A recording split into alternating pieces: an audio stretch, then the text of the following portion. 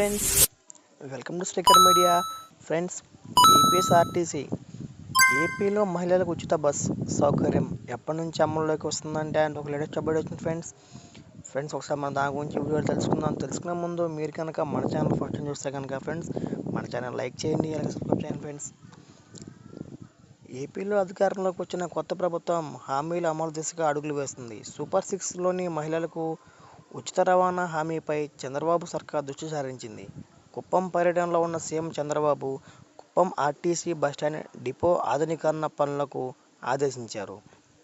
ఈ మేరకు రవాణా శాఖ మంత్రి రాంప్రసాద్ రెడ్డి కుప్పంలో ఆర్టీసీ కొత్త బస్సులను ప్రారంభించారు. అనంతరం మీడియా సమావేశం నిర్వహించారు. మహిళలకు ఉచిత బస్సు అమలు చేస్తున్న తెలంగాణ, కర్ణాటక రాష్ట్రాల్లో పరిస్థితిని అధ్యయనం చేస్తున్నామన్నారు. లోటుపాట్లను గుర్తించి ఏపీలో పకడ్బందీగా అమలు చేస్తామని చెప్పారు రాంప్రసాద్ రెడ్డి.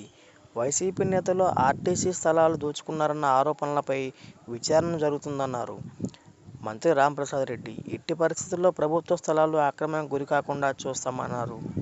కుప్పం బస్టాండ్ డిపో ఆధునీకరణకు చర్యలు తీసుకుంటున్నామని స్పష్టం చేశారు.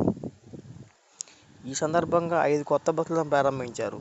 సీఎం చంద్రబాబు కుప్పం పర్యటనకు రావడంతో సుమారు 30 బస్సులు కుప్పం డిపోకు వచ్చాయన్నారు. గత ప్రభుత్వం ఏ శాఖను వదలలేదని విమర్శించారు. మంత్రి రాంప్రసాద్ 5 ఏళ్లలో ఎన్ని వీలైతే అన్ని విద్యుత్ బస్సులు తీసుకొస్తామని, మంత్రి ప్రభుత్వంలో ఏపీఎస్ఆర్టీసీని 100% విలీనం చేసేందుకు కృషి చేస్తామన్నారు. డీజిల్ రేట్స్ తగ్గినా బస్ ఛార్జీలను పెంచిన ఘనత గత ప్రభుత్వానిదని అంటూ విమర్శించారు. జగన్ మాటలను ప్రజలు వినే పరిస్థితి లేదన్నారు. రాజకీయ పార్టీలకు, సభలకు ఆర్టీసీ బస్సులు ఫ్రీగా వాడమన్నారని మంత్రి రాంప్రసాద్ చెప్పారు.